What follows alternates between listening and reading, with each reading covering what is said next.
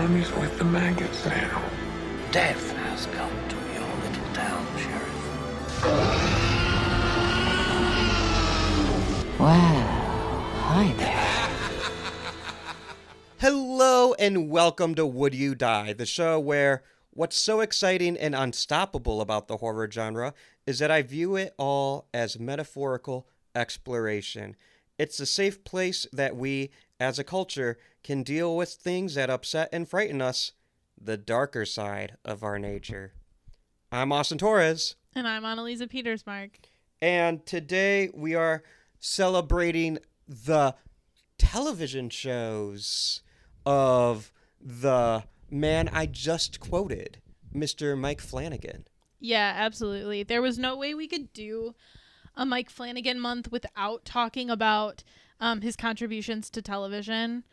When we did the Wes Craven month last year, our last episode of the month was a tribute to Wes Craven, where we went through kind of the movies that we've missed and other things that he, gave to the genre and stuff like that. Mike Flanagan's still, in his prime. Yeah, I feel like he's not just getting started, but he's at the top of his game. Right. He's still got things coming out that are, mainstream IPs and stuff like that. So it's hard to do a recap of all that he's given to the genre when he's still giving things to the genre. Right. So instead of doing a whole tribute episode, because as we said, he's kind of at the top of his game, we decided we needed to talk about his television shows, which are, at this point, kind of his bread and butter. He's still, doing movies. He did Dr. Sleep more recently and stuff like that. But Life of Chuck just had come out. Absolutely. But a lot of what he's focusing on is his television shows.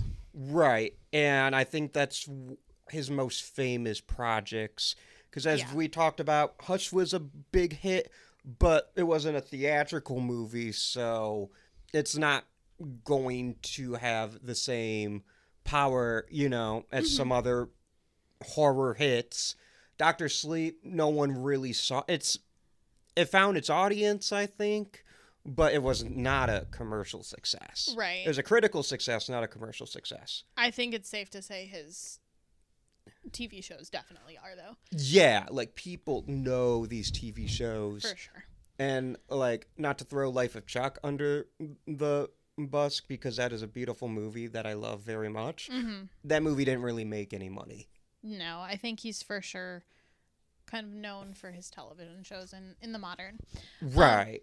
So instead of, because we are going to go, break down one by one each of these television shows and kind of talk about some of his future projects as we wrap up. But before we do that, instead of, a personal connection, I guess this is just a personal connection, but do you want to talk a little bit about, if you remember at all, what the first one that you watched was, or when you remember kind of turning to his TV shows? Because obviously you've been a fan of his movies for a long time, Oculus and Hush, the earlier ones, but yeah. A fan of his movies. I famously have a complicated relationship with television. Yes. I don't care about TV. Yeah. All the time people are like, you should watch this critically acclaimed show. I'll be like, but then I can't watch Jurassic Park another 8 times. Right, exactly. But what got me into his TV shows was actually Midnight Mass. Okay. That was the first one I watched because at this point, this was 2021. 2020 to 2021 is probably when I watched the most TV other than being a kid, which... Is it because we were all at home? Yes. Yeah. I actually watched TV at that time. And, I've seen television shows. I watched Game of Thrones. I watched Breaking Bad. But, Community. Community is my favorite. I would watch The Simpsons and SpongeBob. But, I'd always prefer a movie. And as I got older, TV shows became less important to me. People are like, well, Austin, how do you watch so many movies on your Letterboxd? It's because I'm not watching TV. Yeah, that's fair. For sure. Yeah, so Midnight Mass. But yeah, Midnight Mass was the first one because at this point, I loved Dr. Sleep. Mm-hmm. I knew about Haunting of Hill House, but wasn't interested in it because it was TV. Mm-hmm. I didn't know Bly Manor existed. Okay.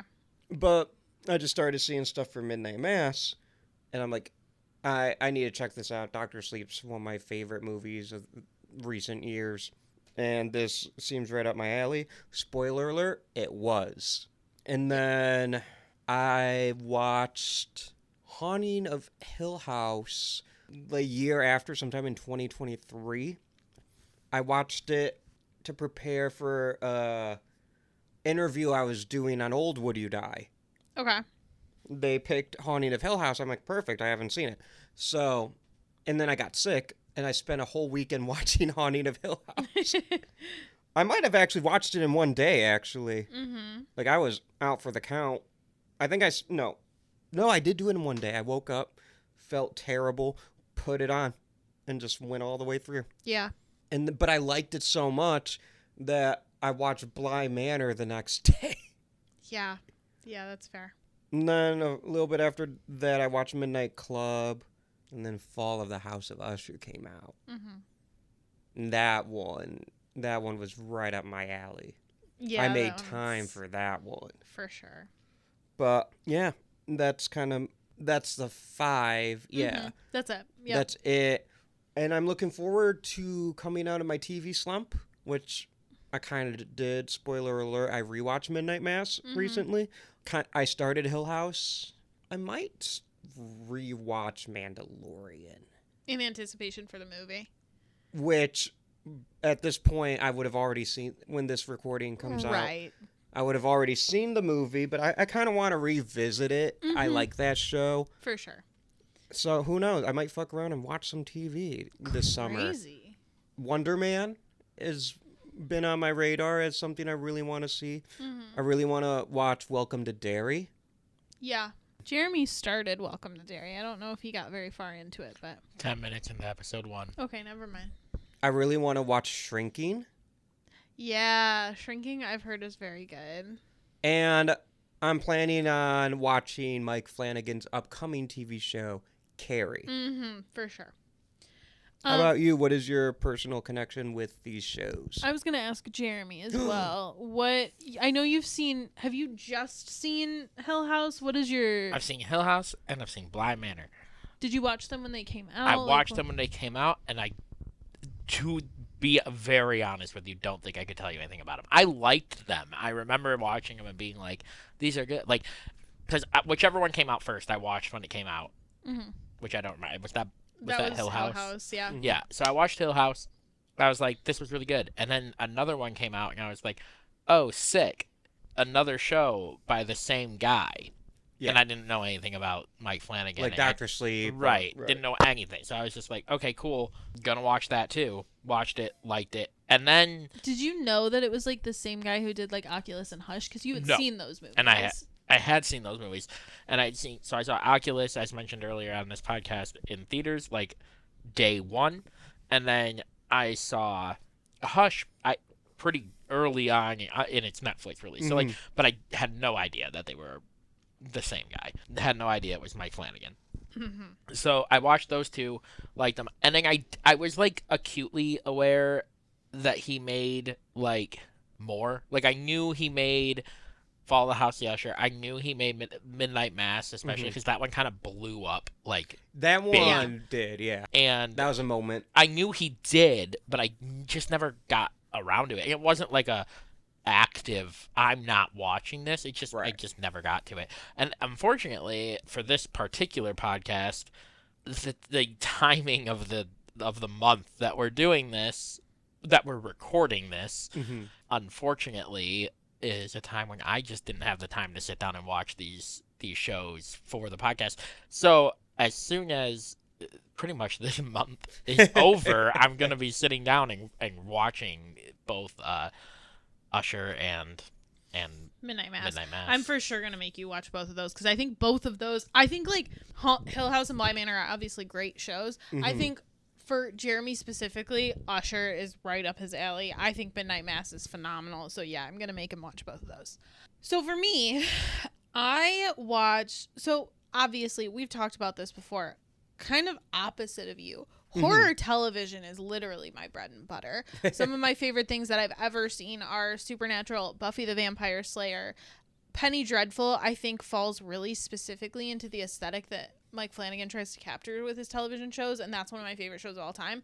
If you've never seen Penny Dreadful and you like Mike Flanagan's TV shows, I highly recommend that next. I think it's very underrated. But yeah, so when Midnight Mass blew up, I didn't know anything about Mike Flanagan. I wasn't really paying attention, but I watched Midnight Mass pretty much right away and loved it. And I knew of, like, Haunting of Hill House, Haunting of Bly Manor. I did not know they were related in any way. Like, I didn't know that Mike Flanagan, like I said, I didn't know who he was, so I didn't know he did those ones. So I kind of just, like, set those in the background, like, not really thinking about watching those because I didn't know the connection. But I loved Midnight Mass. And so watched it, loved it, had, like, its little moment. Kind of forgot about it until we started talking about doing Mike Flanagan month. And like even in the months leading up to Mike Flanagan month, we've talked about him in other podcast episodes. We've talked about him before. And so I started to kind of learn, like, oh yeah, he's the guy who did Midnight Mass, but he also did Hill House, Bly Manor, all of these movies, Midnight Club, House of Usher. Yeah. And so that was kind of like when I started to make those connections. So in anticipation for this, like a few months ago, I started watching all of his shows because I was like, it's going to take me a while to get through all of these shows, right? And then I binged them all. Like 1 week was Hill House, the next week was Bly Manor. Like I just went through his whole, not discography, you know what I'm saying, his whole catalog of shows really fast. And yeah, phenomenal stuff. Just so great. I'm really excited to talk about them. Well, let's get into it. So we'll start with Haunting of Hill House, which came out in 2018. That was his first television show. And so basically, Haunting of Hill House follows the story of Hill House, and it alternates between two timelines. It follows 5 adult siblings who had paranormal experiences in their childhood home. And so it flashbacks to the summer of 1992 when the family like was experiencing these supernatural events. So it's a really good like introduction to Mike Flanagan if you've never seen anything by him. Yeah. That has a lot of his recurring actors that he likes to use that we've talked about. It has a lot of his like directorial moves and writing moves that I think show him. It's kind of a masterclass in like a 101 into Mike Flanagan. Yeah. Which is fun. But it has Michael Huisman in it. It has Carla, how do you pronounce her last name? Gugino. Okay. From Spy Kids. That's how I know her. Timothy Hutton, Elizabeth Reeser, Oliver Jackson Cohen, Kate Siegel, his wife, and Victoria Pedretti. So yeah, it's got this really beautiful like ensemble cast, and they do such a good job of all of their stories. And then the supporting characters, I think, are really strong as are not the young versions of the cast. Because do you want to say them? Yeah, I'll say them. So you've got Paxton Singleton, you've got Henry Thomas, a big Mike Flanagan collaborator. I believe he and Kate Siegel are currently tied with. Yeah, I think that's probably true. And Henry Thomas, obviously not a child, but he plays the younger Hugh, version of the father. Matriarch. Yeah. Lulu Wilson, who plays Shirley Clayton, the young Shirley. Lulu Wilson's in a lot of horror stuff, specifically a movie called Becky. Yes. Which is known for having evil Nazi Kevin James. And Joel McHale's in that movie. Dude, I saw that movie and I saw that movie at the drive-in. Did you like it? It was okay. I think Becky's fun. It was fun. Yeah. I think Julian Hillard as Luke does a really, really great job. Julian Hillard's really good. Luke. He's in a couple movies too. He is in the Penny Dreadful spin-off. Oh, he is. He also plays Billy in WandaVision. Okay. So yeah. I think it was in a movie called Color Out of Space. I could be wrong about that. Yeah, he was. He was in a movie called Color Out. That movie's wild. It's Nicolas Cage in a Lovecraftian. He was also in 2 Conjuring movies, and obviously Doctor Strange as Billy. McKenna Grace, the goat. New Daphne. Yep, she plays young Theo. She was also in Scream 7 and Five Nights at Five Freddy's Nights at 2. Freddy's. McKenna Grace is in a lot of stuff. Yeah, she's been in everything since she was a child, basically. Yeah, Captain Marvel, Yeah. she's in for a hot second. Mm-hmm. And she's only going to get bigger. Yeah. And then Violet McGraw, who plays a young Nell. Another big Mike Flanagan Yeah. recur. I'm thinking of Dr. Sleep and Life of Chuck. Mm-hmm. Yeah, she's great.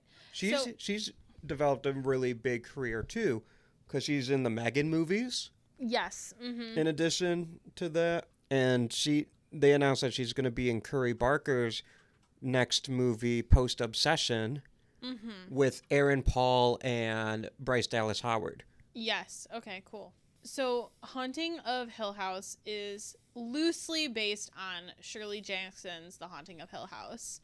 And what I find interesting is, like, the actual story is not very close, but the main character in Haunting of Hill House, it's, again, an ensemble cast, but who we follow at first most closely is Stephen Crane, who is the eldest son of the family.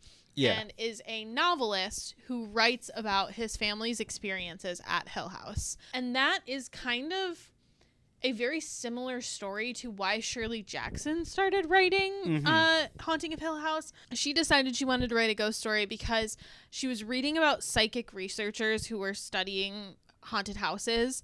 And basically she kind of takes these researchers and she's like, I don't believe in this, but I'm going to write their story anyway. And that is kind of what Stephen does with other people's ghost stories. He goes to other people's houses and kind of doesn't believe in the ghost stories, but writes them anyway. Yeah.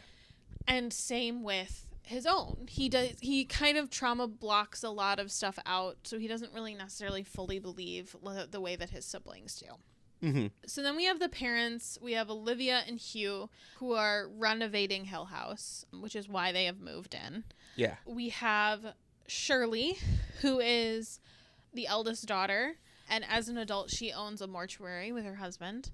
We have Luke, who is one of the youngest siblings. He's a twin.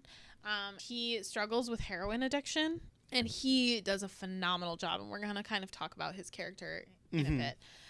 We have Theo, played by Kate Siegel, who is a child psychologist and has like kind of supernatural senses and is able to kind of use that in her child psychology.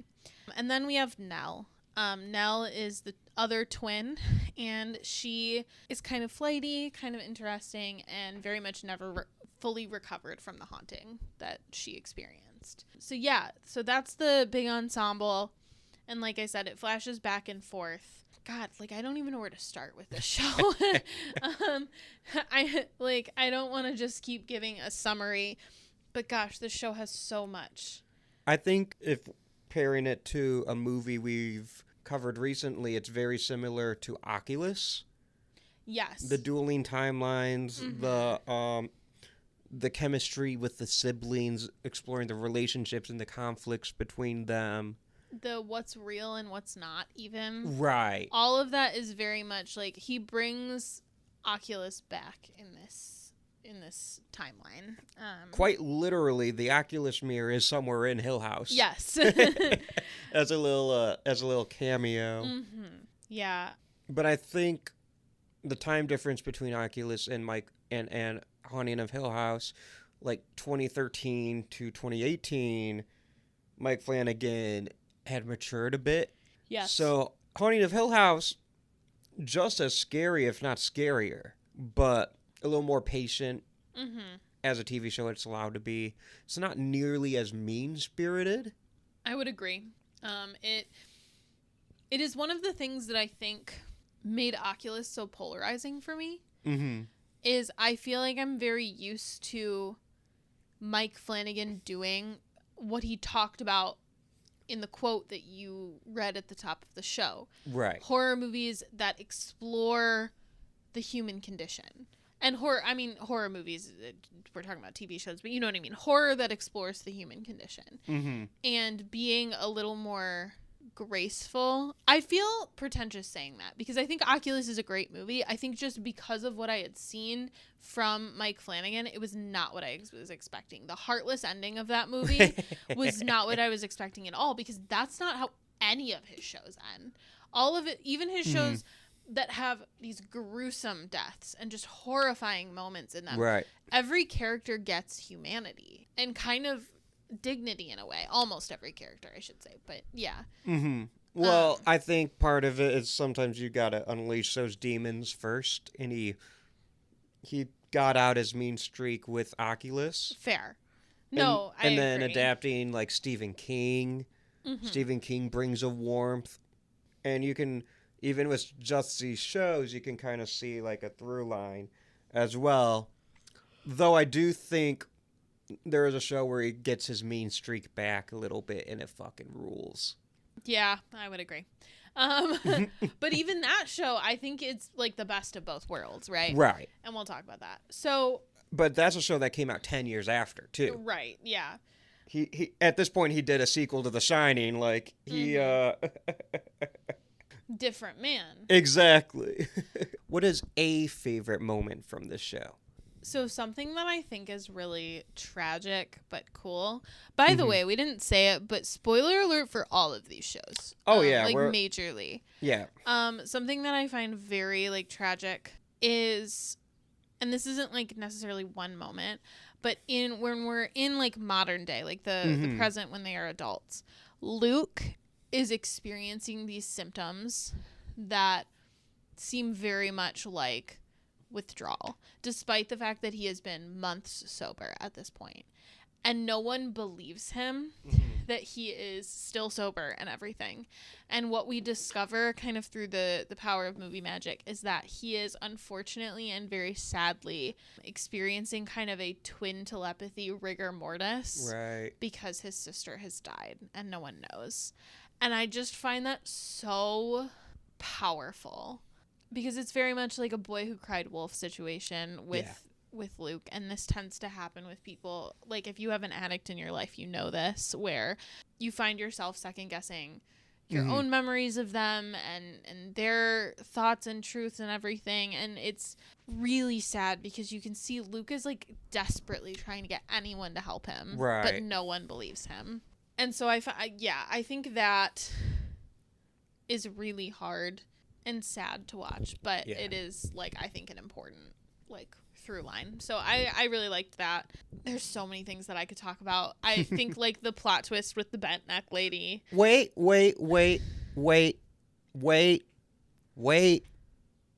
Ask me my favorite part of the show. What is your favorite part of the show? The bent neck lady reveal. That's fair. First of all, the jump scare in the car. The bent neck lady. Crazy. Well, if we're doing favorite scare later, let's come back to that. Let's come back to that. But yeah, no, the bent neck lady reveal is crazy. The gasp I gusped. Yeah, no, real. The revealing that, like, they've all been in the room and they all have their own, like, version of the room. Crazy. Loved it. Ugh. So good. Yeah, there's a lot of great moments in that show. The one take episode was insane. There's one episode where it's done seemingly all in one shot. Oh, yes. Yeah. Insane. Which is crazy because it still has the dueling timelines. Yeah. God, it's good. It's really good. Oh, God. And the Mike Flanagan, man that you are. The scare at episode 1, that freaked me out when I first saw it. Which one? Where he thinks Nala's in the room with him because he didn't know. Yeah. And then it's revealed that she died, and he's seeing her ghost, and then she just like not like rapidly decomposes right while screaming. It's spooky. It's very spooky. It's good. But we gotta move on. Yeah, we do. To Haunting of Bly Manor. Yes. Going from Shirley Jackson to Henry James. So here's my hot take. Haunting of Hill House, phenomenal. So good. I like Haunting of Bly Manor just a smidge better. I think Bly Manor, for whatever reason, is a bit more divisive. Agree, it is. But I really enjoyed it. I did not rewatch Bly Manor in preparation for this one. I did a little bit of Hill House, but I didn't finish it.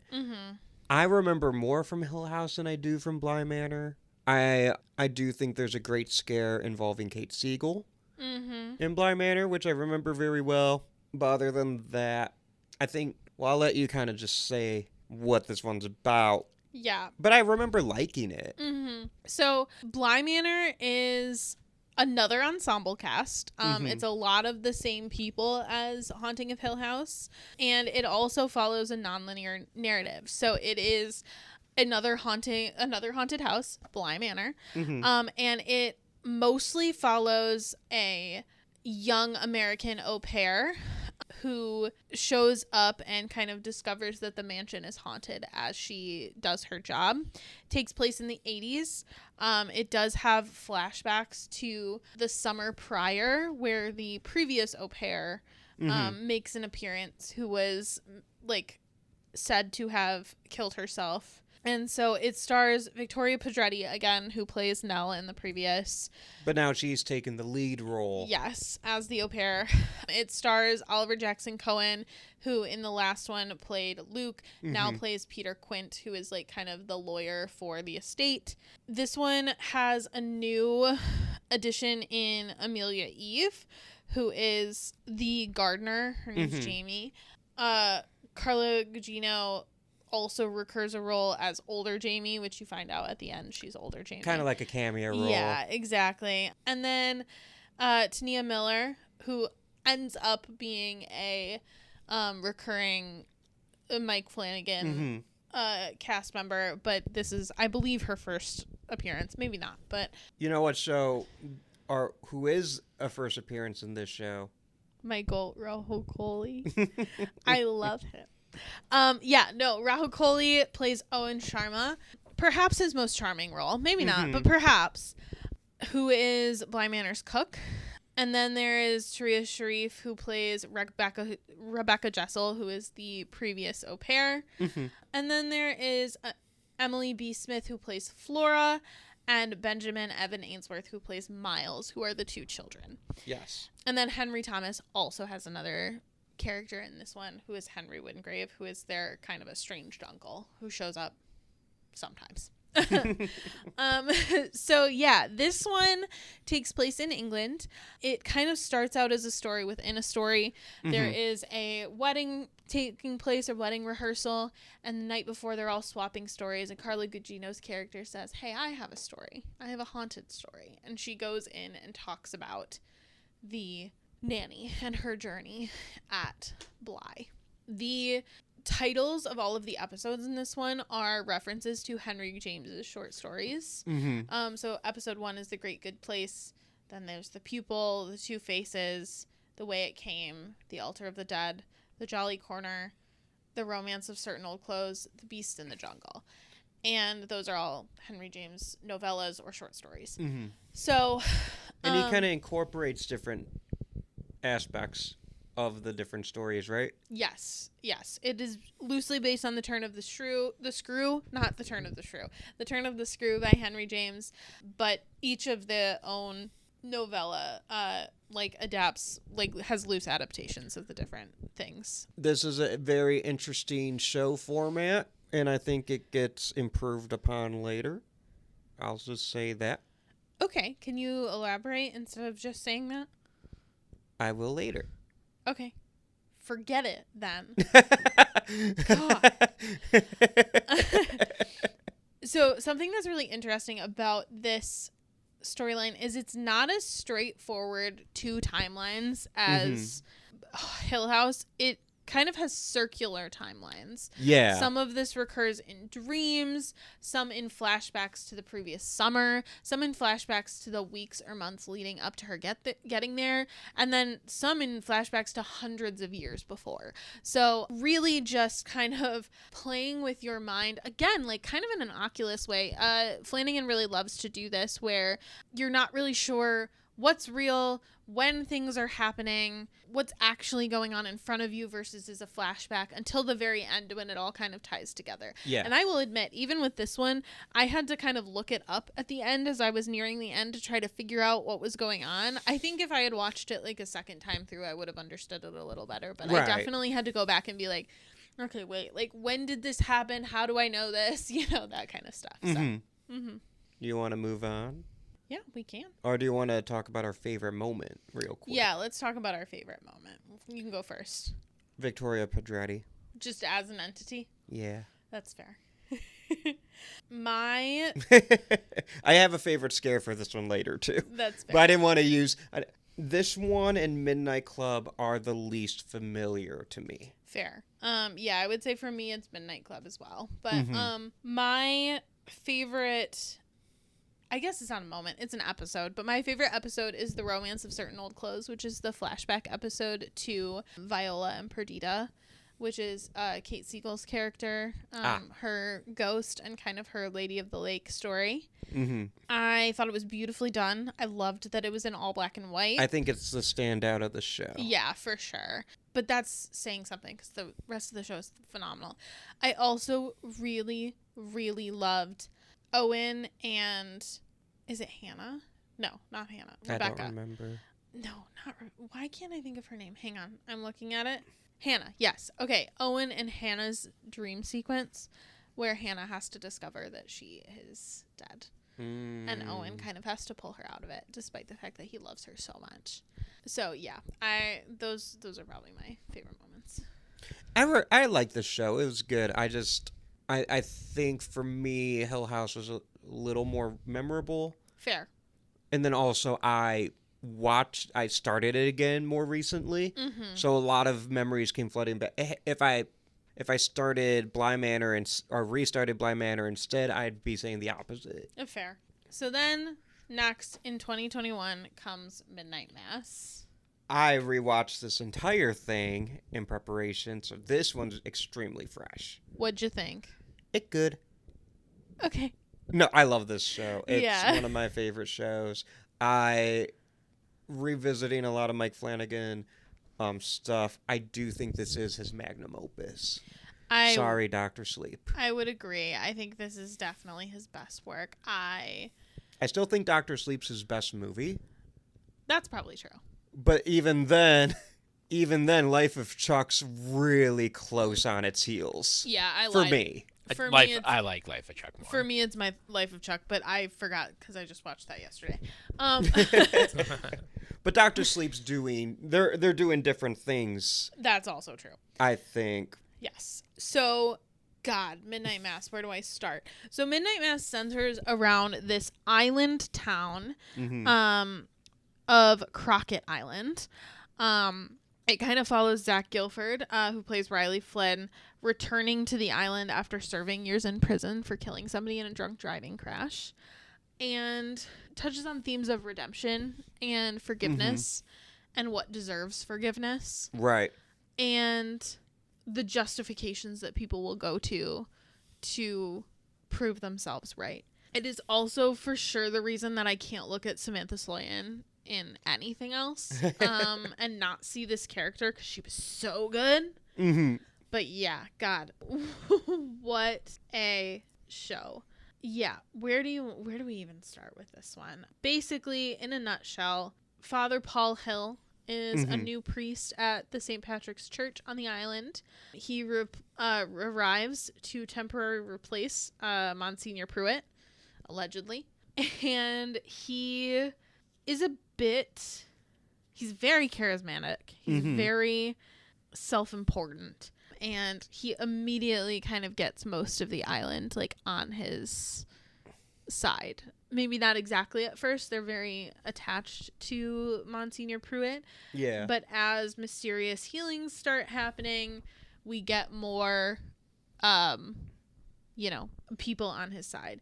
The only real people who are kind of not there are Riley himself. Erin Green, who's played by Kate Siegel, has her ups and downs with him. Rahul Kohli's character, Sheriff Hassan, and Annabeth Gish, who plays Dr. Sarah Gunning. Yeah. Those are kind of our standouts, our holdouts of people who are not super convinced of Father Paul Hill's whole thing. Right. So. And this one has a good mix of recurrers and new people. Yeah. Because I think this one's the first one with... Zach Gilford? Because this is the first time he worked with Zach Gilford, I believe. Yeah, he comes back, but this is the first one. Kate Siegel, Rahul Kohli are obviously recurrers. Annabeth Gish, I don't think we mentioned her yet, but she's a recurrer. Having been in Hill House. Yes. Along with Robert Longstreet. They were in Hill House as like the caretakers. He returns in this one. She returns in this one. Samantha Sloyan returns in this one from a bit role in Hill House and then a stronger supporting role in Hush.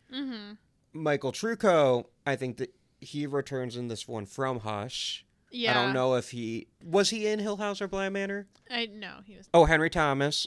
Yep. 3 for 3. Hamish Linklater is not in anything else, interestingly enough. He has a very tiny cameo in Life of Chuck, but that don't really count. It's extremely teeny tiny. Oh, it's a voice. Okay. Yeah. Sorry. Like you don't see, like him, Carla Gugino. Yeah, I did know that. That's true. Have, and some other ones have. But if you want to hear about Life of Chuck, go to our Patreon. Even though we're going to mention it a bunch in this episode, I'm sure, just because we got to talk about the Flana fam. But sign up for our Patreon if you want to hear more about Life of Chuck. So this one, the episodes are named after books of the Bible. And each of the books that they are named after have a very, very big significance to what's going on in the episode, which is very, very cool. Yeah, I really enjoy it. I enjoy how much like detail gets put into the little things with Mike Flanagan shows. Oh yeah, he really pays very much like close attention to detail and stuff like that. This is the show where I think the score plays the biggest part. Yeah, I would agree. And other than Life of Chuck, I think this is where the music plays the biggest part into the movie. Yes. Because Dr. Sleep uses a lot of music, but that's just to put you back into the world of The Shining. And this one is using like religious hymns and songs. Yes, it does. And Suleiman from who was that? Was it Neil Diamond? Yeah. Yeah, some Neil Diamond too, because why the fuck not? God bless Neil Diamond. Yeah, amen. I gotta say, let's talk about the music a bit. Okay. Like I grew up going to church. Abide With Me was one I knew. Were You There was like one of my faves growing up. For me, the ones that stood out were Holy, Holy, Holy, and Nearer My God to Thee at the end. Well, that's the one I want to talk about. Yeah.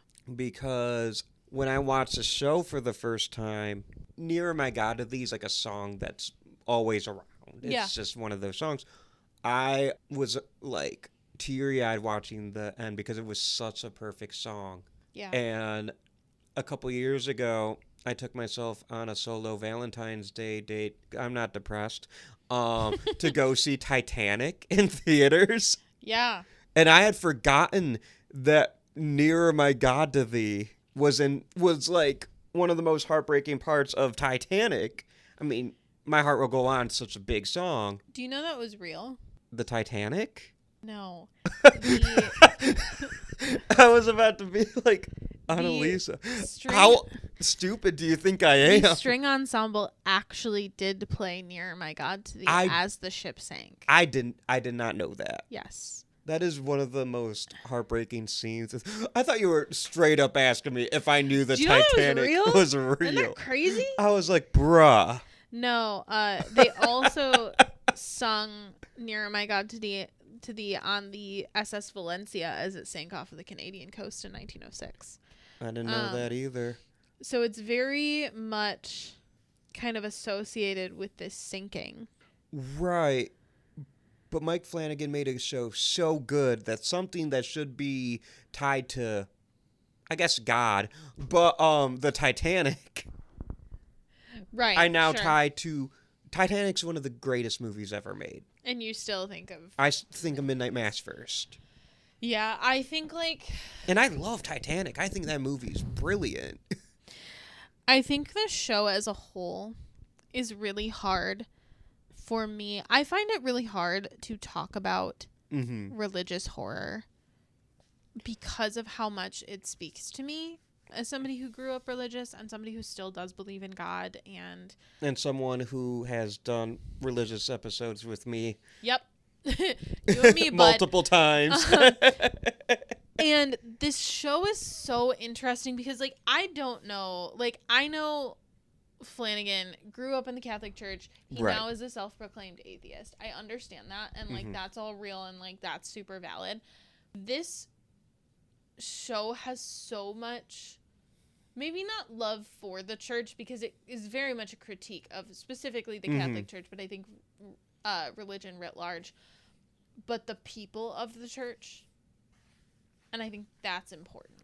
Well, I think it's something that's such a personal from his experience, and I think it's really hard for people who didn't grow up in the church and don't know and love people who were in the church, who are flawed people. It's a lot easier for those people to be like, well, those people are just hateful bigots, or they just have these really weird and outdated beliefs, and those people are whatever, X, Y, and Z. And I think that that's a valid way of feeling when a lot of people who are Christian have alienated, like people who are other, you know, people who are different from them. We see it with Sheriff Hassan in the show. Like, Rahul Kohli's character and his son's character, they are alienated until his son, like, is desperate to try to fit in and goes and converts, basically, or at least starts going to church just so he can fit in. Right. And I think that, like, all of that can be valid, but you also have these really stunning portrayals of just complex people. Yes. Like, our main antagonist, quote unquote, other than obviously the angel, quote unquote, is Father Paul Hill. And he's one of the most nuanced characters in the entire thing.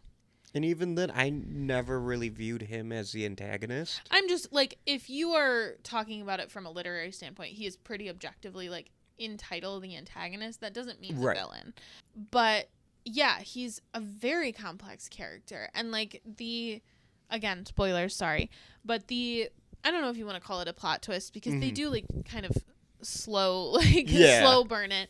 But the reveal that he and Mildred have this beautiful, like, kind of forbidden love. How can we forget to mention Alex Esso? Oh, right. In this cast. That's true. I think she first started working with Mike Flanagan on Dr. Sleep. Yes, I think that's true. Because Dr. Sleep, where she played a beautiful Wendy Torrance, as we talked about. And yeah, so his beautiful relationship with Mildred and their daughter Sarah, and him saying that he never viewed her as a mistake. Right. Oh, God. It's so good. And then we have to talk about, like, the symbolism of the angel and the justification that people go through with the angel. He's scary. He is scary. He's also pretty objectively a vampire. Like a classical... really just the whole thing. The whole fucking, like, all of it. Like, you expect to see that motherfucker in Salem's Lot or Nosferatu. Exactly. Which Salem's Lot, very famous Stephen King book, and then miniseries by Tobe Hooper, was a big influence on this. Very obviously, yes. But this creature who is draining the blood of people and turning them into indestructible beings who cannot be in the sunlight and also have a thirst for blood. It's all right there. Like, it's all in the text. It's not even subtext.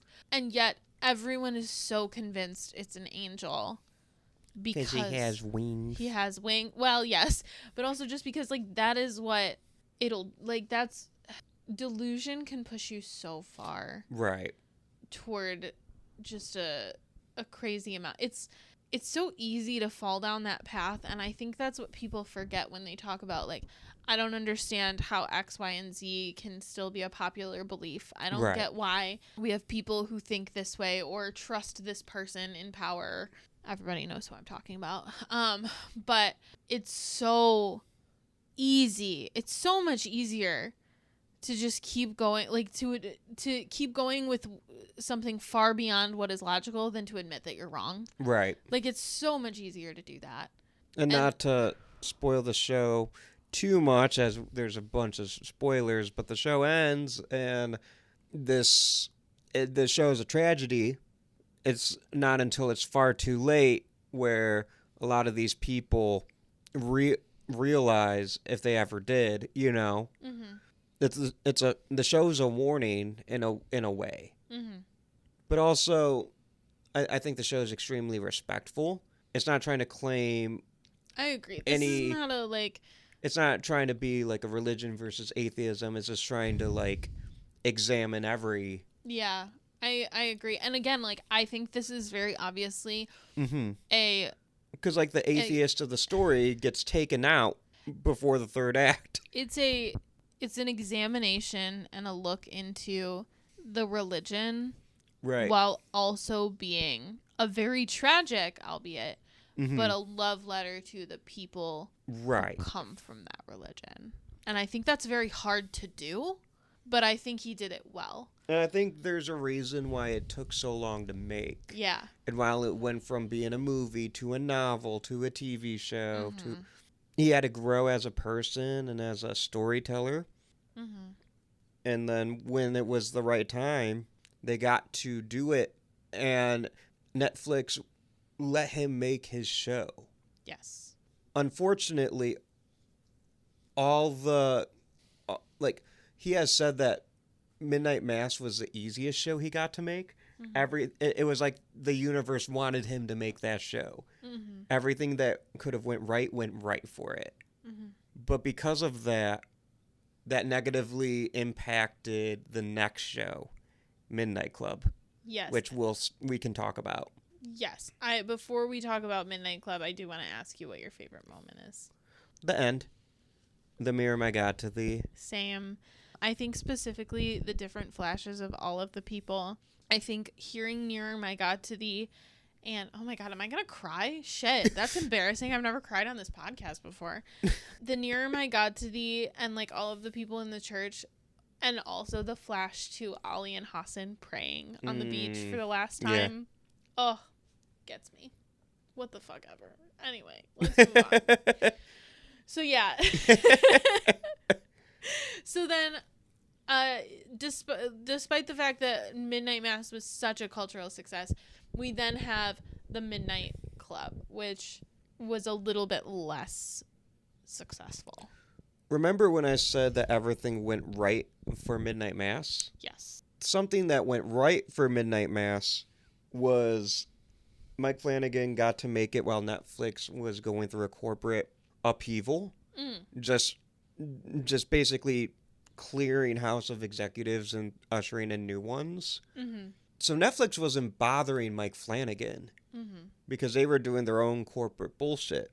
So when Mike Flanagan got to turn in the show, it's a whole new group of executives, but like they already shot it. They can't really do much. And because of that, every leniency and like, fine, I guess we'll make, every like pushback he would have gotten on Midnight Mass, they ended up putting on Midnight Club. So he had to make a lot more concessions for Midnight Club. But that being said, I think Midnight Club was really cute, really enjoyable. Yes. It is my least favorite of the 5. I agree. But I also think it's meant for a younger audience. Yes, that is true. So Midnight Club follows 8 terminally ill young adults who reside in Brightcliff Home, which is a hospice, and they have a midnight club. They meet at midnight every single night to tell each other stories. They have a pact that the first one to die is responsible for communicating with the others from beyond the grave. Now, this show had a really, really good first season, and I think it did really well. Unfortunately, it was supposed to have a second season. Right. And was, in fact. Mike Flanagan did make a Tumblr post detailing exactly what he was going to do with the second season, which I don't think we need to go through, but if you are interested, if you just look up like Mike Flanagan Midnight Club season 2, right, and you are curious as to where some of our characters would have ended up, you can go look at that. But yeah, I think that this show was a really good first foray into his style of show, but for a younger audience. And I think it works really well as that. But again, I think that means that it wasn't always going to appeal to, you know, people who are in their late 20s to early 30s. Right. As much. Or like the hardcore horror audience. Right, exactly. Who might like the nuance and just human introspection of Midnight Mass, are like the conflicts of Hill House or Bly Manor, like obviously like older 20, 30, 40, 50, whatever year olds are like the cinephiles who would love a Midnight Mass, but like would think something kiddie is lesser of the, you know what I mean? Yeah. So I don't think Midnight Club, I don't think it did well enough viewer wise, because Netflix kind of released Midnight Mass, and that ended up being a great success. Despite them not really putting their thumbprint or whatever, you know. Yes. Midnight Mass kind of escaped. Netflix went a bit harsher on Midnight Club as a result, in terms of like telling Mike Flanagan what to do and being involved, which isn't always the worst, which isn't always a bad thing, you know. But it just happened to be in this case. I do need you to know that our main character, though, Ilanka, played by Iman Benson, we've seen her before. In what? We have watched a movie with her in it. She stars as Ice Cube's daughter in the 2025 War of the Worlds. So back to Midnight Club. I'm sorry. That's what was it? 2025 is when that came out. Yeah. That is 2025 Oscar snub. War of the Worlds to you. You can say that if you would like. So anyways, that's the end of the Would You Die podcast. I'm done. Jesus Christ. We just talked about Midnight Mass. Get it? 'Cause she said, I get it. That's funny. Anyway. Praise Jeebus. Rahul Kohli's in this. That's important to me that you guys know that. A lot of the Flanafams in this. That's not important. It's Rahul Kohli that's important. There's some very important newcomers to the Flanafam in this one. Okay. But Rahul Kohli's in it. Are you not gonna put respect on Heather Langenkamp's name? No, that's fair. We can put respect on other people's names as well. Horror queen Heather Langenkamp. Yes, absolutely. Nancy fucking Thompson. Because this is the first time she had joined the Flanafam. Yes. And Heather Langenkamp's lovely. I wish the show got its second season. I agree. Because I feel like Netflix was looking for any excuse not to continue it. Yeah, I think that's probably true. I just don't think it really had the faith in it. So when it didn't perform to Midnight Mass levels, it's like, okay. But yeah, Heather Langenkamp, the one girl, she's a recur. I don't remember her name. I just saw her in the new How to Train Your Dragon. Oh, Ruth Codd. Yeah. Yeah. So Ruth Codd's actually really interesting because she was a makeup artist and barber prior to COVID. And then she got viral on TikTok and then discovered through the casting team of the Midnight Club. Later did follow the House of Usher, was on Creepshow, the Shudder anthology. Then did How to Train Your Dragon, was on Celebrity Traders. She plays an amputee on the show. She is a real life amputee. She had her leg amputated below the knee because of a football injury. And then in 2025, she actually had her other leg amputated. So she is now a double amputee. And focuses a lot on like disability awareness and that kind of stuff. But yes, she is phenomenal both in this and in Follow the House of Usher. She plays Anya in this, who is Ilanka's roommate. That's kind of what I remember from... I remember Henry Thomas and Alex Esso. They're in one of the stories. Because a lot of the Rahul Kohli, like... The kids are telling these stories, and that's where a lot of the Flanafam. Michael Trucco. Yeah. Yeah. Mm-hmm. Make their appearances, but Heather Langenkamp's like an actual character. Yeah. So is Samantha Sloyan. Samantha Sloyan, I was just about to say. Samantha Sloyan's in this one. Also playing not a great lady. 2 in a row, Samantha. I mean, it's fun. I liked it. But I don't remember this. I remember this one the least, if I'm being perfectly honest. I think it was really fun because the different stories gave him a chance to like kind of explore different genres and different storytelling styles while also like having a cohesive story. I would have liked to have seen a second season of this and see where it would have ended up. Yeah. I think it was very much unfinished, and that is part of the problem, is he was taking a longer time to tell the story because of the fact that there was supposed to be a second season, and he didn't really get to. So, and I think the fallout of that kind of led to Mike Flanagan ending his relationship with Netflix. Yeah. Moving over to Prime. But he has one more Netflix show. Yeah, well, and part of what he said was, for a while after Stranger Things, everyone wanted teenage protagonists with some kind of magical powers, and executives were like, God, no, this is about children dying in a hospice. They don't have magical powers. But after that, he returns back to adults for the fall of the House of Usher. Lego. This is your favorite, yes? Yes. It's not his best because it is Midnight Mass is his best, but this one's my favorite. I think this tied with Midnight Mass for me, but it's real good. Remember when I said Mike Flanagan returned with a mean streak? Yeah. I was referring to this one. It's this one. Also, remember when I said, in reference to Bly Manor, we're taking a story and implementing other stories into small... Like, he would not perfect, but improve upon that structure of Bly Manor. Yeah. I'm referring to it's this one. Yeah. So, here's the thing. Fall of the House of Usher. Oh, man. I gotta stop. Fall of the House of Usher is very loosely based on Edgar Allan Poe's works. Mm-hmm. And if you're a Poe head, I don't think that's what they're called, but if you are, then you are going to love this because you're going to love every single Easter egg that's in this story. It follows Roderick Usher, who is a CEO of a pharmaceutical company, and his rise to power with his sister Madeline, who is a COO, and the deaths of all 6 of Roderick's children. So the rise and the fall of the House of Usher. It's a modernization and a remix. Yes, it is. And it's so good. So, again, we'll start with the cast. Carla Gugino plays Verna, who is this just very mysterious woman who comes... Her comeback to, like, a starring role. Yes. She comes, she kills a lot of people. Her name's an anagram for Raven. She slays, literally. Yeah. She's so that's so the cool first, in this that's one. the first of the Easter eggs, is that her name is an anagram for Raven. When did you catch that? I think it was, like, towards the end, like, the last couple episodes. When she starts turning into the Raven, I was like, hey, I get it.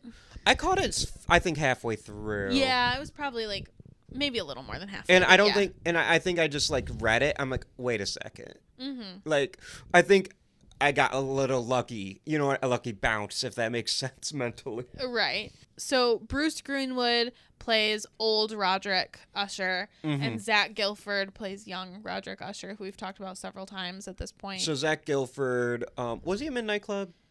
Yes, he was the nurse in Midnight right, Club, that's right. But he was Riley in Midnight Mass. And then Bruce Greenwood, I don't think he was in any of the shows, but he was in Gerald's Game and Dr. Sleep. Mm-hmm. Yes. So he was part of the he was Gerald. Yes. He's also the president in National Treasure, too, if anybody cares. I don't know if Mike Flanagan did that one. He didn't, but I... Bruce Greenwood rules. If you know anything about me, I'm a treasure head, so... Bruce Greenwood's also one of the captains in the J.J. Abrams Star Trek movies. I've never seen a single Star Trek movie, I'm not going to lie to you. Oh, well, I Sorry. like Bruce Greenwood. Yeah, Bruce Greenwood rules. He's good at shit. Mm-hmm. So his lemon monologue. we'll talk about it for sure. So he is the CEO of Fortunato Pharmaceuticals. That's a reference. Both his name and the name of the pharmaceutical companies are referenced. Roderick Usher is a character in The Fall of the House of Usher. Fortunato is a character in The Cask of Amontillado. That's not the only reference to The Cask of Amontillado. There's so many references to all the Poe. Mary McDonnell and Willa Fitzgerald both play Madeline Usher, old and young, respectively. I think that they're both of their first collaborations. Yes, I believe that is true. Mary McDonnell's just amazing. Yeah. This is known. Yeah. But Willa Fitzgerald, this was the first time I saw her. Mm-hmm. Then I saw her in a movie called Strange Darling. Yeah. A little after, in that movie, Willa Fitzgerald, Mm-hmm. follow her, because that's an actress to watch. Yeah. She's doing great stuff, especially in this show. She was in the Scream TV series. Oh, okay. So I saw her in that before this, but that was the only thing that I saw her in. She was like one of the main characters. She was Emma Duval. But yeah, that was the only thing I had seen her in. But they play Madeline Usher, who is the CEO of Fortunato Pharmaceuticals. Mm-hmm. She has an interest in technological advancements. Then we have the kids. We have Henry Thomas, who plays Frederick Usher, who is Roderick's eldest son. Mm-hmm. He has a wife named Morella and a daughter named Lenore. Frederick is the protagonist of Metzengerstein, which is another poem, short story, Edgar Allan Poe. Mm-hmm. Lenore is obviously from The Raven. I don't know what Morella is from. I don't know if it... Who plays her? Oh, she's from the story Morella, which I didn't know was a story. Crystal Ballant. Okay. I think that this is her first time. Yeah, I think so. But the actress who plays Lenore... Anneliese... No. Kylie... No. I can find it. Hang on. I have the whole cast up, obviously. I'm not just doing this from memory. Yeah, Kylie Curran. She was in Dr. Sleep. She plays Abra in Dr. Sleep. Mm-hmm. And she's great as Lenore in this. Do we... Spoilers for Usher, by the way. Do we want to... Yeah, spoilers for Usher. All the Fortunato children die...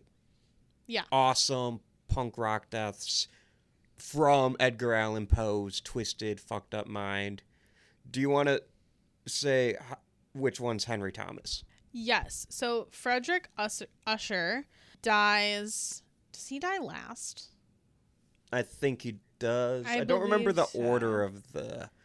Yeah. No, I think they die from youngest to oldest, actually.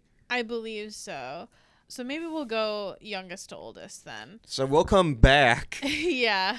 So then the youngest, so on top of his quote unquote legitimate children, mm-hmm. he has 2 legitimate children from his first wife, Annabelle Lee, or his only wife, I guess, mm-hmm. Annabelle Lee. And then he also has 4 illegitimate children from different mothers. So we have Suryan Sapkota as Prospero Usher. I don't know if Suryan had been in anything else. Not of Mike Flanagan's in my memory. I am doing all this from memory. He was in The Midnight Club. He was one of the cancer patients. He's also in The Life of Chuck. But yes, he plays Prospero. His name comes from a character from The Mask of the Red Death.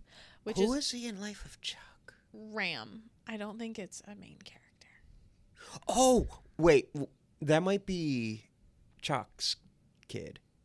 Oh, yeah, maybe. I think it is. I think you're right. Okay. I remember. Yeah. So, yeah, each of the deaths represents a different of the 7 deadly sins. Mm-hmm. And it also is a reference to a different, story. So, Prospero is a character from The Mask of the Red Death. His death is also a reference to The Mask of the Red Death. So if you don't know, The Mask of the Red Death is a short story by Edgar Allan Poe where in order to kind of avoid the bubonic plague, Prince Prospero has this party where he isolates all of his friends in this party and he goes through, they have this kind of debaucherous bacchanal and this person in a mask comes in, and it is Death. And A red mask? Yes. And Death goes through and one by one, room by room, kills everybody. So Prospero holds this giant illegal orgy, basically, big party, bacchanal, and he dies by chemical burns and electrocution because they set off the sprinkler system, and the sprinkler system is filled with acid water, basically. Hell yeah. So that is so cool. the first death. It is It's gnarly as fuck. gnarly as fuck. I saw that. I was like, hell yeah. Yeah.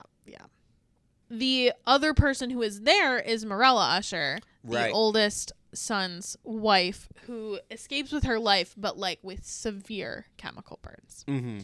We then next have Camille L'Espagne, who is played by Kate Siegel. Let's go. She is the next youngest. She is the public relations head of Fortunato. Her name comes from the murders in the Rue Morgue, as does her death. Before we move on I just want to say this about Camille. Mm-hmm. Mike Flanagan literally went to his wife and said, I need you to play the bitchiest bitch who ever bitched. And Kate Siegel said, challenge fucking accepted. Yep. Mm-hmm. And Camille gets killed by a chimpanzee. Monkey. Because she was attempting to kind of dig up dirt on her sister, Victorine. And so she goes into the cages, and then she ends up being like kind of mauled to death. Rahul Kohli is Napoleon Usher. I'm sorry. I know you want to talk about Rahul. I need to go on this tangent. Fine. We are eating good in the monkey attacking people genre. That's really true. Nope. What's happening? Primate. This. 3 in the same, 5-year span is insane. Mm-hmm. We did it, Joe. We did it. Rahul Kohli is he plays Napoleon Leo Usher. His name comes from a character in The Spectacles. He is a prominent video game publisher, and he dies because he has hallucinations because he's covering up killing his partner's pet cat. What kind of cat? A black cat. I get it because it's bad luck. So well, that's the story. That's true, yeah. The black cat. Yeah. Which is actually a really good horror movie with Karloff and Lugosi. So that's Frankenstein and Dracula. Yeah, it is. Doing Edgar Allan Poe.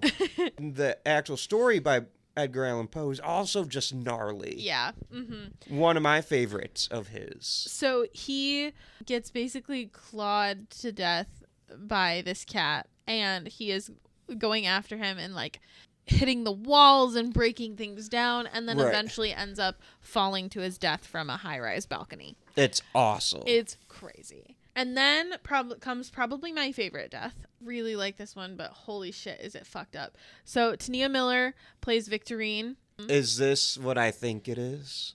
I think so. Turn around, bright eyes. So her name is from a character called The Premature Burial, or from a story called The Premature Burial. Mm-hmm. And her story is very much a representation of the Telltale Heart. Let's go! Bow, bow, bow, bow. Yes. So she hallucinates and stabs her girlfriend because she is working on her girlfriend is working on a artificial heart. The Telltale Heart's so fucking good. Yeah, it is. And so then Victorine takes the heart out of her girlfriend and then keeps hearing it places. Yeah. Just like in the Telltale Heart. And so then her father comes over and discovers that she has killed her girlfriend, and Victorine then leaps off the roof of the hospital. And also the scene where she kills her girlfriend. Uh-huh. Mike Flanagan, you dastardly bastard. Oh, it's crazy. He does a needle drop of Total Eclipse of the Heart. Yes, he does. It's crazy. It's a wild one. It is so funny. 'Cause what I really like about House of Usher is it is such a dark comedy in a way. It's fucked up and twisted, but it's horror, but it's the deaths. You're not supposed to laugh at them, but they're kind of funny. Mm-hmm. Like, these are bad people. And there's a sick, demented sense of humor to this show. Like, you're not putting total eclipse of the heart here, not thinking it's kind of funny. Yeah, no, absolutely. So then we have Tamerlane, played by Samantha Slan. I wasn't as familiar with this Poe story, but this episode. Yeah, so her name is from Tamerlane, which is a poem. Mm-hmm. Her brand is called Goldbug, which is from a Edgar Allan Poe story. Called Goldbug? Called the Goldbug. Bow, bow, bow, bow, bow, bow. And basically, Samantha Slan's character, Tamerlane, runs this lifestyle brand called Goldbug. Mm-hmm. She is driven by immense pressure and a bunch of insomnia. She's having like gaps in her memory where she falls asleep, but she can't go to sleep at night.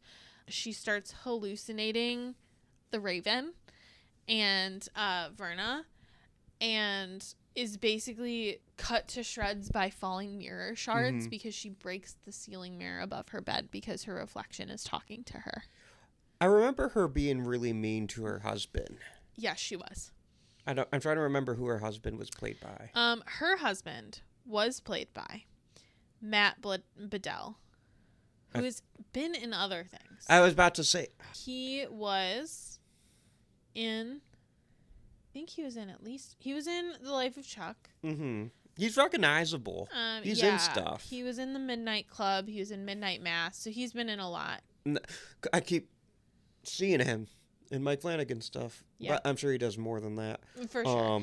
I remember specifically during one of like the exercise video tapings, you can see Mike Flanagan just as part of the exercise group. That was his little cameo. And then finally, Frederick Usher. Henry Thomas. We're back to the beginning. Thomas. What was his death? He gets driven mad by paranoia and jealousy because of the fact that his wife was discovered at Prospero's party. And in a drug-induced rage, he walks under a collapsing construction crane and is sliced in half. Referencing Oculus, baby. No, the fucking Pit in the Pendulum. Oh, you're right. Well, yes, but I think it was also a reference to Oculus. I think that's pretty obvious. This is totally Pit in the Pendulum. I think it can be both. It can be both. It was probably a Pit in the Pendulum reference in Oculus, too. Well, Pit in the Pendulum was like one of the most insane Edgar Allan Poe stories. I think it's one of the ones that Vincent Price did in the 60s. And then there's a Pit in the Pendulum. I'm saying that a lot of you listening, you already know what I'm talking about. Anneliese, that you do not, because you are famously have not seen the Saw films. Correct. Jeremy, please remind me, you have seen the Saw films. Yep, every one of them. Except for the most recent spin-off-ish one with Chris Rock. Oh, but you saw Saw X? Yes. Saw X rolls. I forget which Saw movie it is. I think it's 5. Pit in the Pendulum. They did it. Mm-hmm. Yep. Hell yeah. The other character that I want to mention in terms of references is Mark Hamill's character, Arthur Gordon Pym. The first collaboration between Mike Flanagan and Mark Hamill. Yes. Luke fucking Skywalker. Didn't know that he was in this, and I started watching this show, and I texted Austin, and I go, is that Luke fucking Skywalker? And his name comes from the novel, The Narrative of Arthur Gordon Pym of Nantucket. And he is a, stowaway on a whaler called the Grampus. And he has all of these misadventures. And it they used that as the character's backstory. Like, Yeah. he is the lawyer, quote unquote, for. He's kind of, they call him the Reaper or something. Yeah, he is the Pim Reaper. The Pim Reaper. Oh, that's good. And he is their fixer, basically. And they use the character, like when he talks about and alludes to his backstory, he is talking about the narrative of Arthur Gordon Pym of Nantucket, which is very cool. His character is great. There's a great scene between him and Carla Gugino's Verna later on. And then the last character, our main character, is a Carl Lumbly character who he is he's a prosecutor. Yes, he is the assistant U.S. attorney. He is he plays Charles Dupin. His name comes from the character C. Auguste Dupin, who is a recurring fictional character in a lot of Poe's stories, which I think is very fitting for Charles Dupin because he is recurring in every iteration of the Poe's or of the Usher's life. He comes back over and over and over again because he's always, at first he's trying to work with Roderick Usher in order to take down Fortunato Pharmaceuticals, but when it turns out that Usher betrays him, he spends the rest of his life trying to pull him down. Right. Alex Asso has a tiny little cameo in this one. There's one main cast, or not main, but there's one important cast member we have not mentioned yet, and one important death. Really quick, I want to kind of talk a little bit more about C. Auguste Dupin. Oh, I'm sorry. And Edgar Allan Poe. So Dupin is actually not a professional detective, but he is a detective in every sense of the word. He has been in a bunch of his short stories, including The Murders in the Rue Morgue, which is widely considered to be the first detective fiction story. The word detective was not a word that was used when Poe created C. Auguste Dupin. He was the first detective. Sherlock Holmes is based off him. Hercule Poirot is based off him. He is the prototype. Benoit Blanc? I mean, yes. Who is based off of Hercule Poirot. Yes, exactly. The Mystery Gang? Exactly. All of it comes from Carl Lumbly's character. Batman? Yes. No. Detective Comics. Exactly. In case anyone didn't know what DC meant. Right. I don't know if people know that. I found that out a few years ago. Not as a child. I kind of thought, anywho. I mean, I feel like that's not something they really advertise. It's that's what anyways. Probably not. Okay, so let's talk about one remaining character. And one remaining death. Michael Trucco gets to play one of the swarmiest, he's generally nice guys in Mike Flanagan's works. And then Mike Flanagan's like, you know what? You haven't been bad yet. And he plays just a business dude. He plays Rufus Griswold, who is named after a real life person, Rufus Wilmot Griswold, who was a critic and a real life rival of Poe. And he is the former CEO of Fortunato Pharmaceuticals before Roderick. And they get him drunk on a cask of Amontillado, and they take him down into the basement, and they put him in the wall, and they brick him up. It's so good because I didn't know if they were going to do it. They kept alluding to it the whole show that he would sit by this brick wall, and I would be like, did he do it? Did he really do it?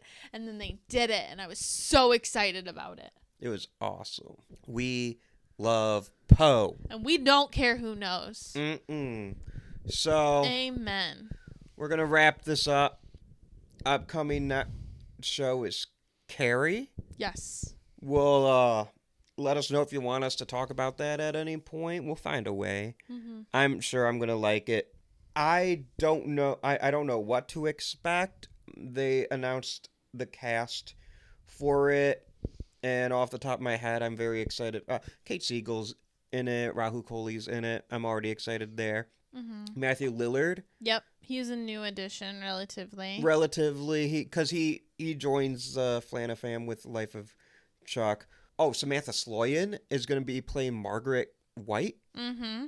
I don't remember the actress playing Carrie, but I remember being like, okay, let's go.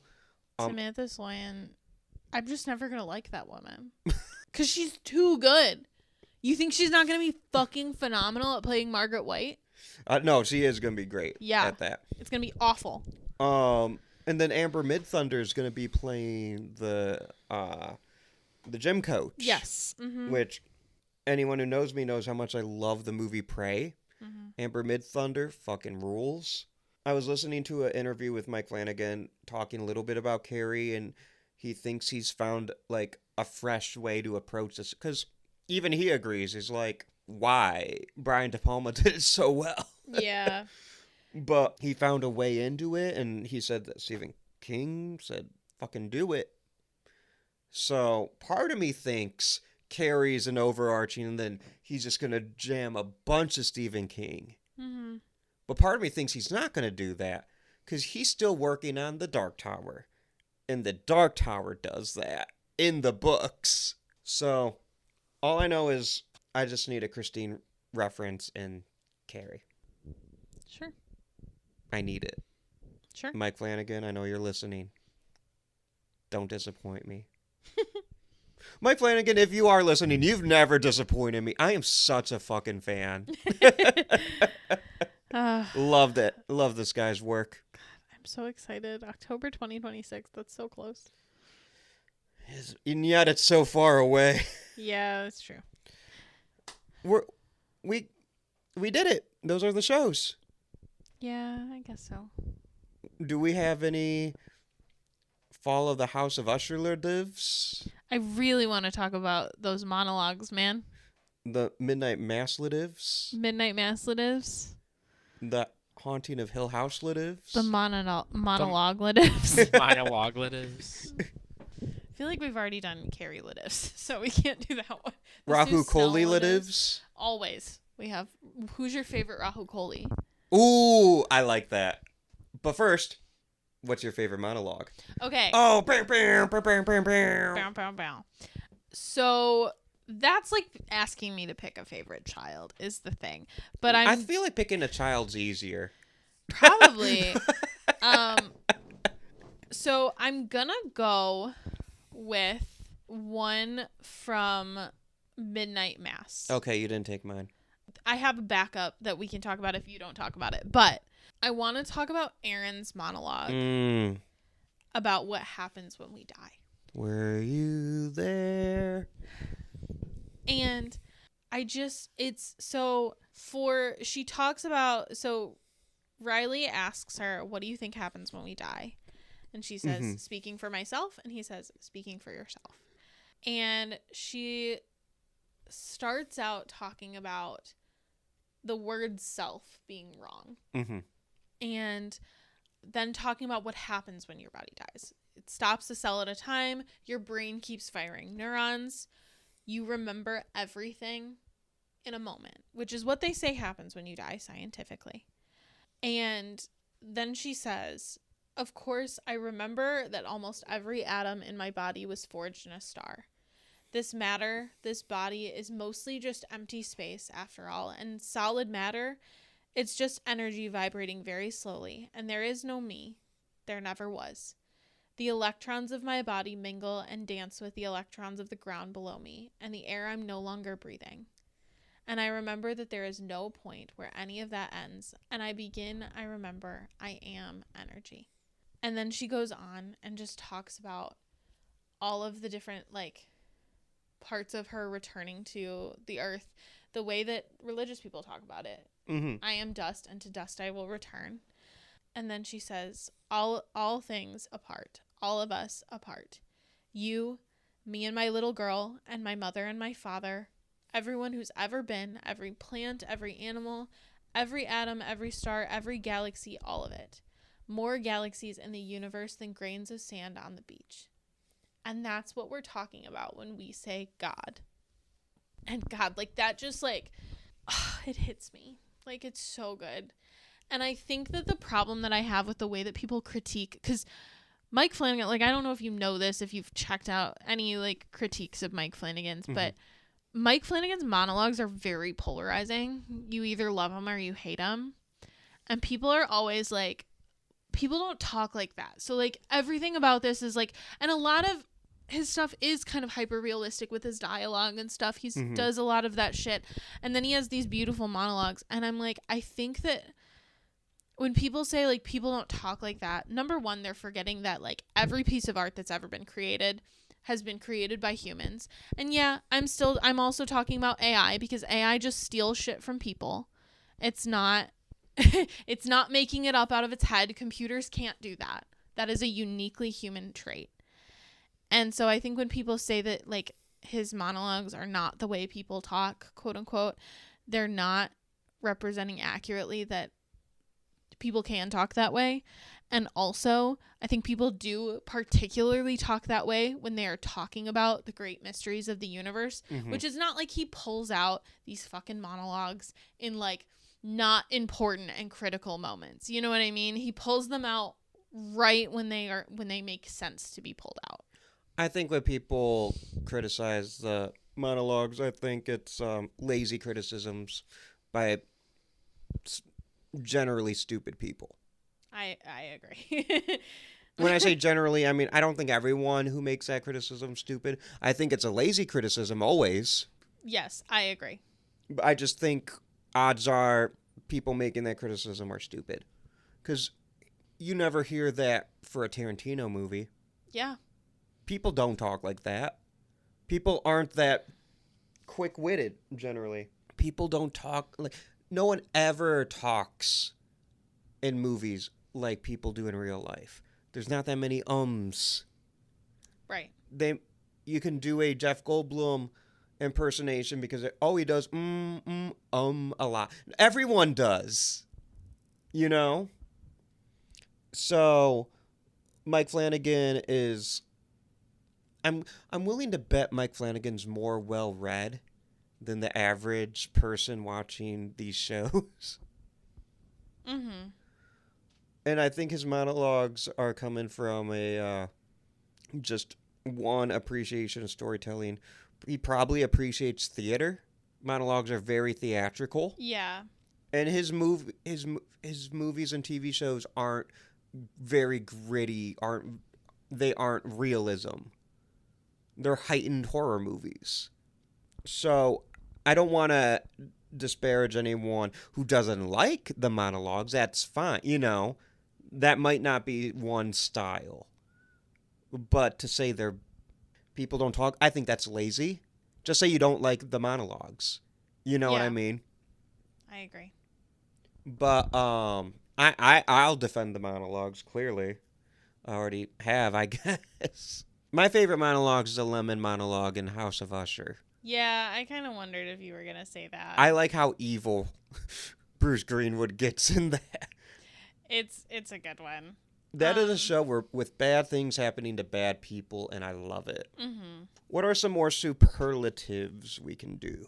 Well, let me do an honorable mention of a monologue that I like. I think this one's pretty famous, but I think if you have people that you love in your life and have a complicated relationship with them, The Rest is Confetti is a really great monologue. Oh, from Hill House? From Hill House. And it just ends... they're talking about forgiveness, and it just ends with, I loved you completely, and you loved me the same. That's all. The rest is confetti. And I just think that's a really good one, too. Okay, so other things that we can talk about. We've already kind of talked about our recurring people. Actually, one more honorable mention monologue. Okay. Rahul Kohli's Midnight Mass monologue, explaining to, I think it's Annabeth Guess's character, why he can't just go and investigate Bev Keane. Mm-hmm. There's some real shit in that one. I think Rahul Kohli does a great job with it. So I just wanted to highlight that one. Mm-hmm. But yeah, there's so many great monologues all throughout these TV shows.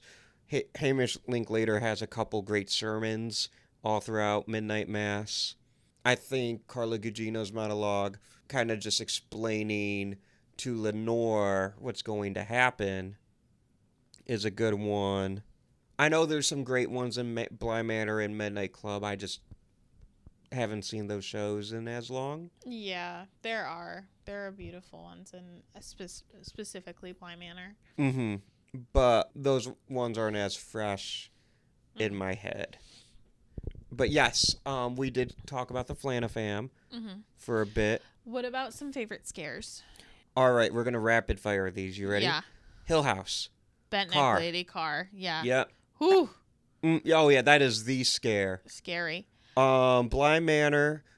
I'm gonna say Kate Siegel ghost walking out of the lake and stealing, I think, one of the kids. Yeah. I was not Flora. fucking expecting that. Not expecting it at all. Crazy. Midnight Mass. I mean, the angel. Angle. The first appearance is terrifying. I'm gonna say when Bev King poisons the puppy. Yeah, that's fucked up. And that was like the most traumatizing. Fair. Midnight Club, for me, the scariest story was the hitchhiker story, where you kind of find out, like, the plot twist at the end is that she's killing herself, and it's all a metaphor. Is that the Henry Thomas Alex Asso one? Yep. Then I'm going to say that one because that's the imagery I'm kind of remembering from that. Because they're kind of like punk rockers, right? Mm-hmm. Yeah. Yeah. And then the last but not least, Usher. For me, it's going to be Victorine's entire sequence with her girlfriend. That's mine. I don't know. It's going to be a really obvious one, but I can't think of it right now. 3, 2, say it with me. 3, 2, 1, monkey. Oh, okay. That makes a lot of sense. Yeah, you do like a monkey death.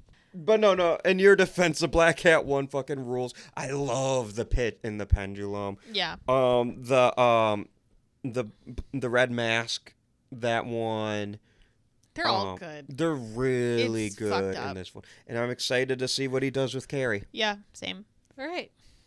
Anything else? Fine addition to your collection. Oh, yeah, I would own this in a heartbeat if Netflix let me. I own Hill House on Blu-ray. I did know that Hill House had a physical release. I think Bly Manor does too. Yeah. But I have Hill House on Blu-ray because Amblin, of all companies, helped produce Hill House. So Mike Flanagan got to meet Steven Spielberg on this, and he has said that he has that picture framed, as would I. Especially because Mike Flanagan has said that Jaws is one of his favorite movies of all time. That's awesome. Yeah, Mike Flanagan has described Netflix and their feelings on physical releases as, quote, actively hostile. Yeah. So I don't think we're getting anything else. No, Midnight Mass, Midnight Club, and House of Usher will never be on physical. Unless there are drastic changes to Netflix's philosophy. Yeah. That's a big reason why he's at Prime now. And he's doing Carrie for Prime. And Dark Tower for Prime. It makes me sad because I would love it. Because Amazon Prime has no problem putting shit on physical media. Yeah, because it doesn't actually change anything. The people who are going to buy physical media are still going to subscribe to your stupid streaming services. Also, Prime, like, can just ship it for, like... That's true, too. They can have like... But still. All right. That's part of it. And then, I will say, I have a Funko Pop of the Bent Neck Lady. Nice. I have Midnight Mass on vinyl record. Sick. I have a book, like a hardcover book, The Art of Midnight Mass. That's awesome. And I have a collection of short stories by Edgar Allan Poe with the Fall of the Usher cover and branding. And I think they were curated by Mike Flanagan. So I get my merch where I can. Are we going to do the Have You Met? Oh, I mean, we can. Haven't you already told us all who you've met? I don't think all. Okay. But rapid fire. Mike Flanagan. Kate Siegel. Bruce Greenwood. Robert Longstreet. Carla Gugino. Henry Thomas. And I believe that's it so far. Obviously, if I had met Mark Hamill, I would... Oh! I'm going to save him for the Patreon episode, actually. Okay. The one I just thought of. If I had met Mark Hamill, I would say that in an instant. I have not met Mark Hamill. But yeah, I'd love to meet more of them, especially Rahul Kohli. I think he'd be awesome. Yeah, I agree. I might be forgetting one, but that's okay. Fuck it, we ball. Austin, Yes. would you die? No. None of them? Okay. Haunting of Hill House, I wouldn't die. Okay. Because you don't really die in that one. I'd be spooked. I'd be scared. Nell certainly died. But I don't think I'm a Nell. Fair. I don't know which character I'm closer to, but it's not Nell. I love Nell, but Bly Manor, I don't think I would die. I don't remember that one as well. Midnight Mass, I wouldn't die. Because I don't go to church. It's fair. I used to. Mm-hmm. But I don't anymore, and that's okay. Mm-hmm. Midnight Club, I wouldn't die. Because I am not a... Oh, man, that's really sad. I was going to say, what if you get cancer, Austin? But I'm not a kid. So I wouldn't be at the Midnight Club. That's true. I was going to say I wasn't a teen with a terminal illness. Well. And then House of Usher, I wouldn't die because I'm not rich. You're not an usher. I'm not an usher. Yeah. So I feel like I'm safe in all these shows. How about you? Would you die? I think I'm for sure a Nell, so I think I'm gone in Hill House. No. I think in Bly Manor, I think I'm okay. Mm-hmm. Because I'm not a little kid, so the Lady of the Lake isn't going to want to get me. Right. I think I can stay away from Peter Quint, and I think I'll be fine. In Midnight Mass, I don't think I would die. I think I would come very close, though. I think I would end up in like a Riley situation where I'm like hanging out with too many church people. Mm. Yeah. In Midnight Club, who's to say? You know, I'm not a teen with a terminal illness, but I could be one day if I try hard enough. Chronologically, that's a little impossible. No, you don't understand how timelines work in Mike Flanagan shows. And then in Fall of the House of Usher, I don't think I'm going to die. Because you're not an usher. I'm not an usher. And you know Poe. And I know Poe. So I would just like evade it. I would be like, hey, your name's Prospero. That seems like and you're throwing a big party. I'm going to not do that. I'm going to go away because I've read that book. Maybe I shouldn't sneak into where the genetically modified chimpanzees are. It's possible that you shouldn't do that. Who have been known to be aggressive. BTW. Right. Exactly. Anyway. I just wouldn't put a pit in my pendulum. Wait, other way around. Sure. Austin, where can the people find you? The people can find me appreciating a well-timed total eclipse of the heart needle drop at Austin M. Torres across the social media platforms. You can subscribe to Would You Die on YouTube, or you can also find my short films like Ice Cream, Spider, and The Blood Witch, which has a little bit of heart to it as well. Also, the trailer for my upcoming short film, Dietary Restrictions. Stay tuned to our Instagrams, because hopefully, I'll be hitting some festivals soon. We'll see. Subscribe to the Would You Die Patreon for bonus episodes, our bi-monthly show, The Godzilla Project, and weekly sports recap episodes, because we like sports. And we don't care who knows. We've taken a break from that because of sports. Yeah, because of Jeremy and his baseball. Which is a sport. And he doesn't care who knows. That's true. Baseball is a sport. we are very honest on the Would You Die podcast. That is true. Hard-hitting journalism over here. And we don't care who knows. That is the point. We want everyone to know, so we don't care who knows. Where can the people find you? The people can find me calling a very obvious vampire an angel. That's a Buffy the Vampire Slayer reference for anybody who didn't get it. And you can also find me at Winsawillow on all social media platforms. Jeremy, where can the people find you? People can find me watching the rest of these shows so I can listen back to this episode and go, damn, you right. You can also find me at Annually Funny across all social platforms. Before I give everyone my hint for next month, I forgot I had a Letterboxd review for Midnight Mass for rewatching this. Oh, I gave it 5 stars and a heart. And my review was, I cried. This guy told me before recording, no Letterboxd reviews. I didn't know they were on Letterboxd. I thought that was for movies. There are like certain shows. Whatever. Mostly limited series. Well, thank you to our producer, Jeremy Lippitt. Thank you to our theme music composer, Josie Palmer. Check out her music on Spotify and Apple. A big thank you also for our graphics displayed on our social media, which are done by Alec Gibson at Crosshook Creative. You can check out more of his work at weheartcrosshook.com. Austin, do you have a hint for next month and the next episode? Put on your reading glasses, because we're going to have a bunch of subtitles. We're getting cultured up in this bitch. Well, until then, I'm Austin Torres. And I'm Anneliese Petersmark. Try not to die.